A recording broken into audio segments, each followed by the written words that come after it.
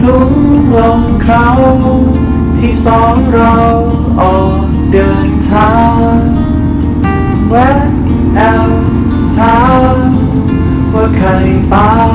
เป็นจะได้เคยใช้ชีวิตให้ช้าเหมือนเวลาไม่มีอยู่จริงมองลำธารที่ไหลไปจะมองให้เห็นใจตัวเองตอนนี้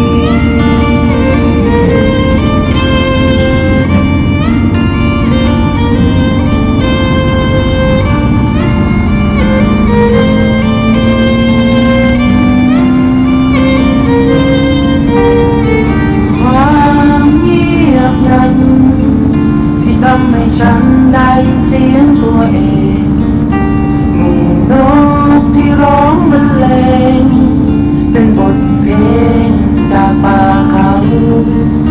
เมื่อโลกใบนี้มีเพียงแค่สองเรามีเพียงแค่สองเรา